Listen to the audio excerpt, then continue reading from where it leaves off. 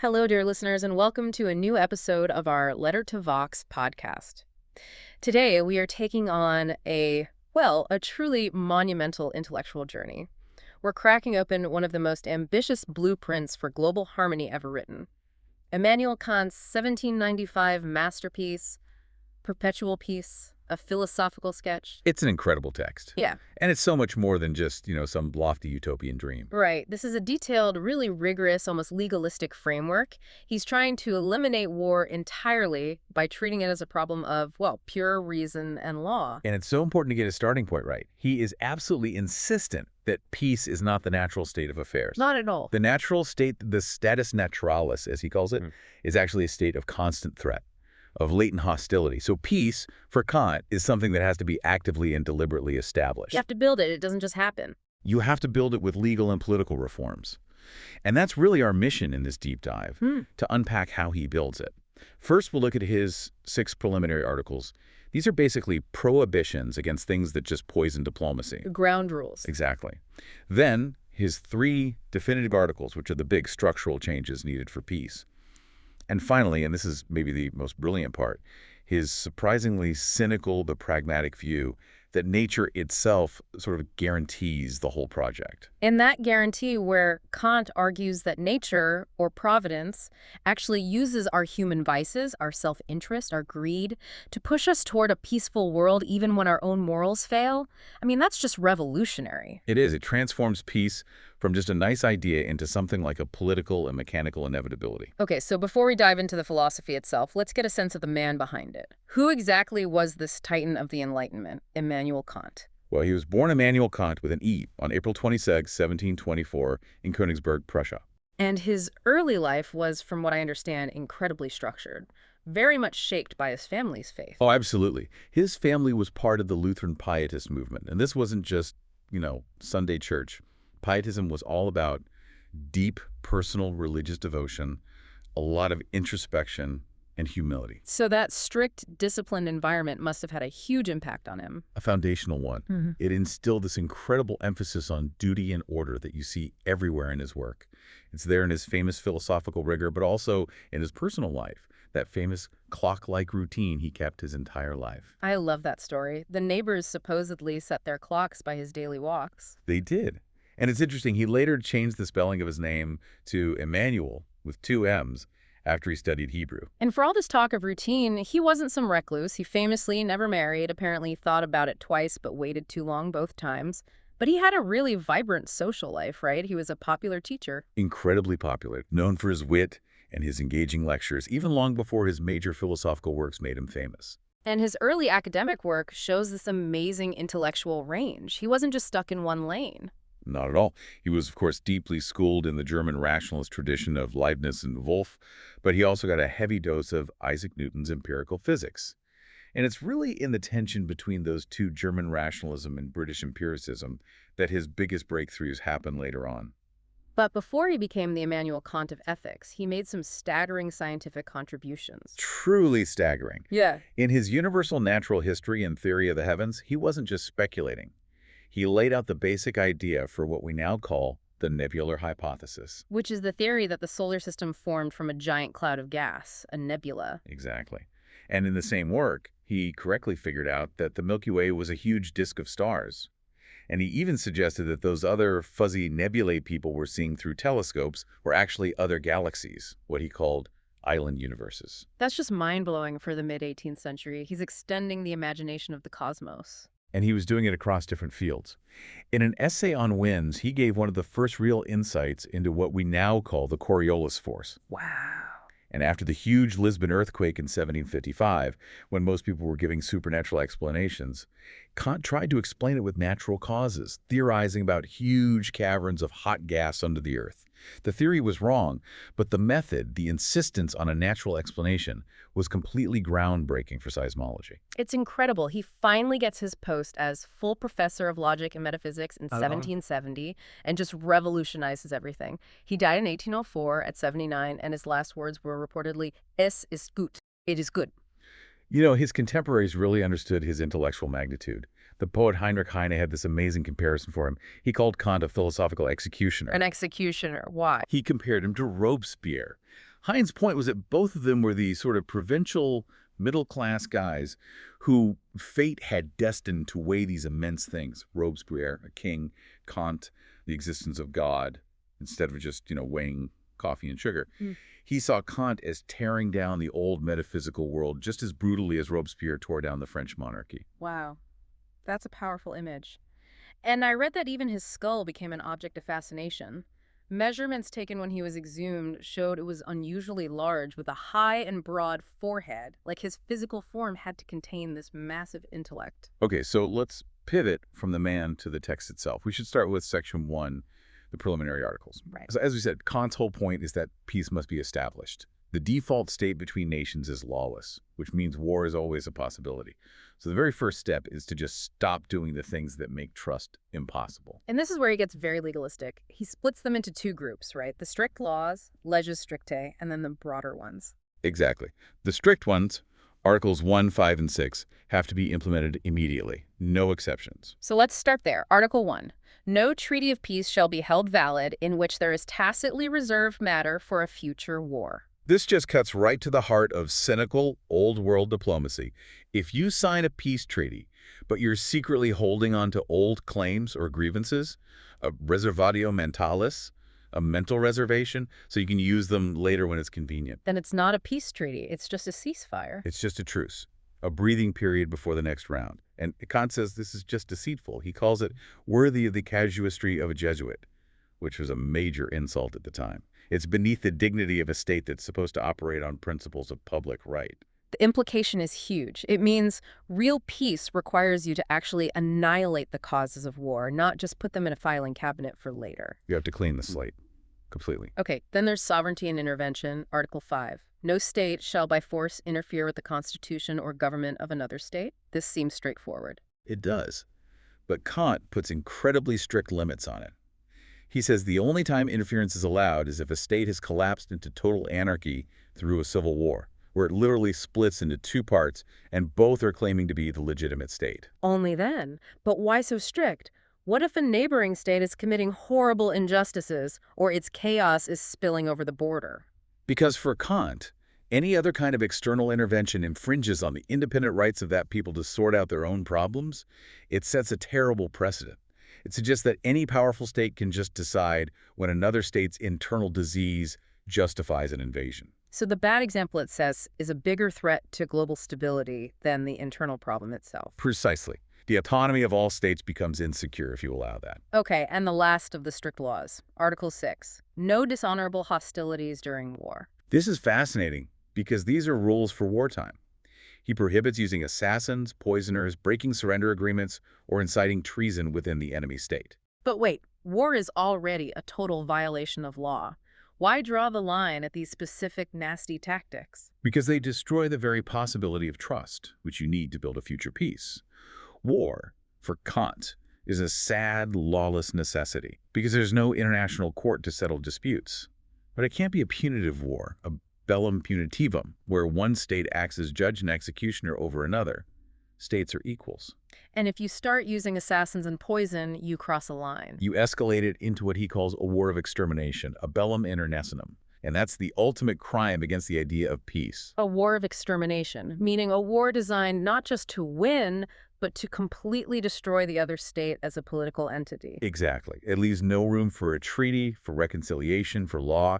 If you use these vile arts, they'll persist into peacetime, and peace itself becomes impossible. He says, very chillingly, that if you ignore this, the only perpetual peace you'll get is the one in the vast burial ground of the human race. That sets an incredibly high bar. Okay, let's move to the broader laws, the leges latae. The goals are mandatory, but the timing is more flexible. These seem to be about the nature of the state itself. They are, starting with Article 2. No independent states shall come under the dominion of another state by inheritance, exchange, purchase, or donation. He's basically saying you can't treat a country like a piece of real estate. You can't. His condemnation is absolute. Yeah. A state isn't property, a patrimonium. It's a society of men, a trunk with its own roots. It's a moral person. So things like royal marriages used to acquire territory. That's a total violation of the social contract of that nation. You're basically treating people like cattle to be traded. Exactly. And this principle also leads him to explicitly prohibit the hiring out of troops to other nations, which was a very common practice back then. Why that specifically? Because it treats soldiers, who are citizens, as mere machines and tools to be used up and sold. It violates their personhood and the moral integrity of the state. Which leads right into the next one, which is a huge one. Article 3. Standing armies, miles perpetuus, shall in time be totally abolished. A very radical idea. He argues that these professional armies are a constant menace to other states just by existing. Their readiness for war provokes an endless competitive arms race. But isn't that just hopelessly naive? In a world of self-interested states, don't you need a standing army for defense? For the balance of power? Kant's answer is surprisingly pragmatic. He says the cost of maintaining the standing army eventually makes peace more oppressive than that of a short war. The economic pressure becomes so great that states are tempted to start an offensive war just to relieve the financial burden. So the army becomes the cause of the very war it was meant to prevent. Precisely. He's okay with a citizen militia voluntary exercises for self-defense. But the professional, aggressive machine of a standing army is the real danger. He also lumps the hoarding of war treasure in with this, saying a massive pile of gold ready for war is just as much of a threat. This feels incredibly modern. The whole debate over military budgets and the military-industrial complex. And that brings us to the most modern-sounding prohibition of all. Article 4. National debts shall not be contracted with a view to the external friction of states. So no borrowing money to fund wars. Right. Debt for internal improvements, roads, schools, that's fine. But when you use it as an opposing machine in the antagonism of powers, it creates this credit system that can grow beyond sight. And he's pointing his finger directly at England here, isn't he? He calls it an ingenious invention of a commercial people. He is. He sees this system as a dangerous, seemingly bottomless war chest. And the real danger is that its eventual collapse, its bankruptcy, would drag down so many other innocent states that it could justify a collective intervention against the debtor nation. War funded by endless debt is, for Kant, structurally destabilizing for the entire global system. Okay, so we've covered the don'ts. We've cleared the ground. Now we move from the negative rules to the positive pillars that have to be built. This is where Kant starts designing the actual architecture of peace. Exactly. And he starts at home with the internal structure of the state. This is the first definitive article. The civil constitution of every state should be republican. Now, a republican is a tricky word. What does he mean by it? For him, it's the only constitution that's based on the idea of an original social contract. And it has to be founded on 3 principles: freedom for everyone as individuals, dependence on a single common law for everyone as subjects, and equality for everyone as citizens. So why is that specific structure the only one that can guarantee peace? Because of the political mechanism it creates. In a republican constitution, the citizens have to give their consent to declare war.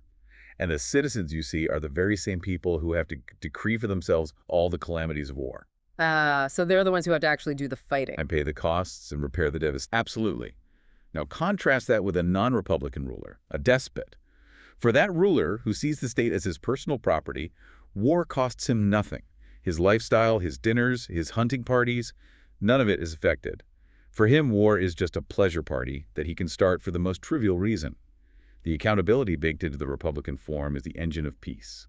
This leads to one of his most famous and maybe most confusing distinctions: the difference between republicanism and democracy. He says republicanism is about the separation of the executive power from the legislative power. Exactly. Republicanism is about the mode of government, not the form of who rules. A monarchy could technically be republican if the king's power to execute the law is separate from the body that makes the law. But democracy, he argues, and this is the shocking part, democracy, where everyone rules, is necessarily a despotism. Wait, what? Democracy is a despotism. To a modern ear, that sounds completely backwards. It does. But you have to understand his logic. In a pure democracy, the same group of people, all, or really the majority, is both making the law and executing the law. So when the majority decides something against a minority, they are acting as both lawmaker and enforcer against those who disagree. There are no checks. There are no checks. The executive and legislative are one and the same. Oh. And that, for Kant, is the definition of despotism. He thinks a representative system is essential, but in a pure democracy, everyone wishes to be master, so it's impossible. So for him, the how of governing, the separation of powers, is way more important for freedom and peace than the who is governing. Far more important. Okay, so from the internal structure, we move to the global one. The second definitive article says that the law of nations shall be founded on a federation of free states. So just like people have to leave the lawless state of nature, nations have to as well. But he's very quick to reject the idea of a single world government. He wants a league of peace, a fetus pacificum, not a state of nations. Why? Because a single world state implies dominion. It means one superior power legislating over inferior subjects. That would completely contradict the idea of free, separate nations having their own rights. It would just be a global empire. A soulless despotism, he calls it. He believed that laws lose their force the bigger a government gets. A single world government would just crush political life and diversity. So the League's purpose is really just to end all wars and protect the freedom of its members, but through a voluntary agreement, not by forcing them into a single superstate. It's what he calls a negative surrogate for the idea of a world republic, which he thinks is both a bad idea and totally impractical. Which brings us to the third and final pillar. The law of world citizenship shall be limited to conditions of universal hospitality. This is where Kant really brings global commerce and travel into a moral framework. Explain hospitality. It sounds like just being nice, but he says it's a right. It is absolutely a right, a senius cosmopoliticum, not charity. It's the right of a stranger not to be treated as an enemy when they arrive in someone else's land. It guarantees you a right to visit, a right to associate, but, and this is important, it's not a right to become a permanent guest. And where does this right come from? From the simple fact that we all have to share the surface of a globe. We can't disperse forever, so we are forced to tolerate each other's presence. And what's amazing is how he immediately turns this philosophical right into this just searing critique of European colonialism. Oh, he is ferocious on this point. He directly condemns these civilized intruders, the commercial states of Europe. He calls them out by name for what they did in America, the Spice Islands, East India. He says they treated the inhabitants as if they were nothing. As if the lands were empty. Exactly. He says they brought injustice to terrifying lengths, inciting wars, spreading famine, rebellion, perfidy, and the whole litany of evils. This is a profound moral indictment of colonialism, framed as a violation of this most basic human right to exist on a shared planet. And his final point here feels like it could have been written this morning. It really does. He says that because the world is now so interconnected, a violation of rights in one place is felt everywhere. And therefore, this law of world citizenship isn't some crazy exaggerated idea. It's an indispensable supplement to international law. Without it, perpetual peace is just an illusion. Okay, so we've laid out all these demanding laws based on reason and morality. But Kant was a realist. He knew that just hoping people would be good wasn't enough. So what happens when people are just selfish? How can peace ever be guaranteed? This is where his practical genius just shines. This is the first supplement where he talks about the role of nature or providence in guaranteeing peace, often in spite of human intentions. Right, he calls nature Natura de Della Rerum, the great artist. And she uses our own discord to create harmony. It's this beautiful piece of political engineering. Nature takes our vices and uses them to force us toward a state of law. He outlines a few preparatory steps she took. The first one is that she made it possible for humans to live everywhere on the planet. Right. And second, paradoxically, she used war to force us to populate those remote, inhospitable regions.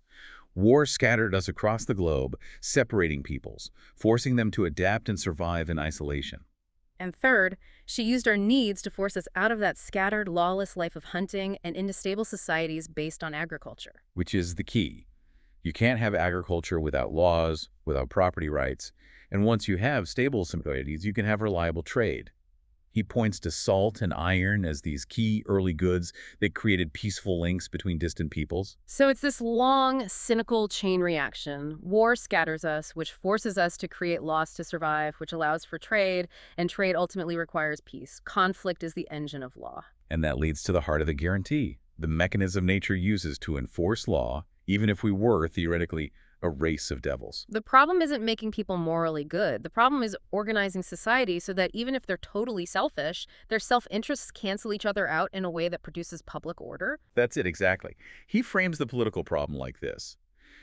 Given a multitude of rational beings requiring universal laws for their preservation, but each of whom is secretly inclined to exempt himself from them, how do you set up a constitution so that their private intentions check each other and their public conduct is the same as if they had no evil intentions. So nature uses our own selfishness against us. It creates a system of checks and balances that forces us to be good citizens, even if we're not morally good people. A good constitution is expected to produce good morals, not the other way around. We're compelled by necessity, not by virtue. And nature also actively works against the biggest threat to this system, which would be a single universal monarchy. Right, a soulless global despotism. And she does it by using two things we normally think of as sources of conflict. Yeah. Differences of language and religion. That's so counterintuitive. It is. And Kant is clear. He says they cause mutual hatred and are pretexts for war. But, he argues, that very division prevents all the states from being melted down into one single unchecked power. So peace is maintained by the dynamic competitive equilibrium between states, not by universal submission. And that equilibrium gets a huge boost from one more factor, The spirit of commerce. which he argues is just fundamentally incompatible with war. That's right. As commerce grows, it brings with it the power of money, which he sees as the most reliable state power. States eventually realize that war is just bad for business. It destroys credit, it disrupts trade, it's unprofitable.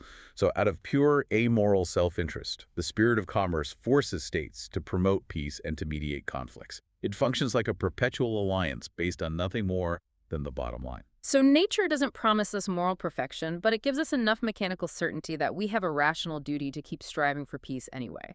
And that tension between nature's mechanics and reason's commands brings us to the appendix on the clash between morality and politics. This is where the practical politician says, look, your morality is nice in theory, but it doesn't work in the real world. And Kant just says, no, you're wrong. There can be no objective conflict between them. His whole argument is that if reason commands a duty, it must be possible to fulfill it. So if there seems to be a conflict, it's because the politician is starting from a false premise. The source of the problem is what he calls the political moralist. Okay, so you have two figures, the moral politician versus the political moralist. The moral politician starts from duty. His guide is the formal principle of reason, the categorical imperative. He sees perpetual peace as an ethical problem. He does what's right based on principle and trusts that the right outcome will eventually follow. So he does the right thing because it's the right thing to do. Exactly. The political moralist, on the other hand, starts from expediency, from self-interest. He sees perpetual peace as just a technical problem to be managed with cunning and manipulation. He thinks politics is about skill, not virtue. And he justifies breaking the rules by saying, well, human nature is just corrupt. This is the cynical side of statecraft. And Kant says this type of politician uses a set of cynical maxims to justify their actions. He does. He identifies three main sophisms, these rules of political honor, where the only shame is in failure, not in the act itself. The first one is fac et excusa. Act first, justify later, seize the territory, usurp the power, and then your team of clever diplomats can invent a really elegant justification for it after the fact. Success becomes its own justification. The second one is si fecisti nega. If you did it, deny it. Right. If things go wrong, deny it was your fault. Blame it on your rebellious subjects or claim you had to attack first because the other side was so aggressive. You maintain this facade of having good intentions. And the third, and maybe the most famous, divide et impera. Divide and rule. Sow discord among your internal enemies or among foreign states. Pretend to protect the weak, only to conquer them one by one once they're isolated. What's brilliant is Kant's observation that everyone knows these tricks. Nobody is fooled. But the powerful aren't ashamed, because they're only judged by other powerful people, not by the masses. And Kant says the only solution is to insist that politics must bend its knee before the right. You have to start from the unconditional principle of duty. The ultimate rule has to be fiat justitia, pereat mundus. Let justice reign, even if all the rascals in the world should perish from it. That is a powerful, uncompromising mandate for how to govern. It puts pure duty above any practical calculation. As we get ready to look at Kant's final, ingenious test for justice, just a quick note, don't forget to subscribe and leave a like if you enjoy this podcast. Okay, so now for Kant's final tool. It's his ultimate pragmatic check on justice, from Appendix 2, the transcendental formula of public law. That sounds incredibly complicated. But the principle is profound because it's so simple and so easy to apply. It's a way to test the justice of any political maxim before you even act. It's like a philosophical lie detector. It is, exactly. The negative formula goes like this. All actions relating to the right of other men are unjust if their maxim is not consistent with publicity. So if you have to keep your plan a secret for it to work, it's probably unjust. That's the test. The need for secrecy proves that your plan must, by its nature, threaten the rights of the public. If it were just, you could announce it openly. Let's apply that. He uses it to tackle the thorny question of rebellion against a tyrant. Is it ever legitimate? And he says no. Here's why. If a people were to publicly write into their constitution, "We reserve the right to revolt whenever we feel like it," no state could ever be formed. The ruler couldn't function. The success of a rebellion depends entirely on secrecy and surprise. So, because its maxim fails the publicity test, it must be illegitimate. But the ruler can openly say he'll punish all rebellions with death. That maxim doesn't defeat itself, it actually reinforces the state's authority. Exactly. The test reveals which maxims are compatible with public law. And you can apply this to all the cynical international tricks we just talked about. Right, like breaking a treaty to save your own skin. If you publicly announce the maxim, "I will break my promises whenever it suits me," no one would ever make a treaty with you again. The maxim defeats its own purpose. Illegitimate. Or a preemptive strike against a powerful neighbor because you're afraid they might attack you. If you announce that, you would guarantee the very attack you're trying to prevent. The other side would strike first immediately. Publicity defeats the purpose. Illegitimate. Or a big state swallowing a small one to connect its territory. Announce that, and all the other small states would immediately form an alliance against you. Again, the need for secrecy proves the injustice. It's such a simple and powerful tool. And he doesn't just leave it on the negative side, he has an affirmative formula too. He does. It's basically the inverse. All maxims which stand in need of publicity in order not to feel their end agree with politics and right combined. So if your goal can only be achieved through transparency and public consensus, then it is inherently just. Publicity removes distrust. So because establishing a lawful federation of states is something that requires publicity and agreement, perpetual peace isn't just a fantasy. It's a duty that reason demands, and a goal we can actually make progress toward. In the end, politics has to be subordinate to morality, because the law of duty is unconditional, while politics based on expediency is always changing and always failing. The pure concept of right has to be the guide.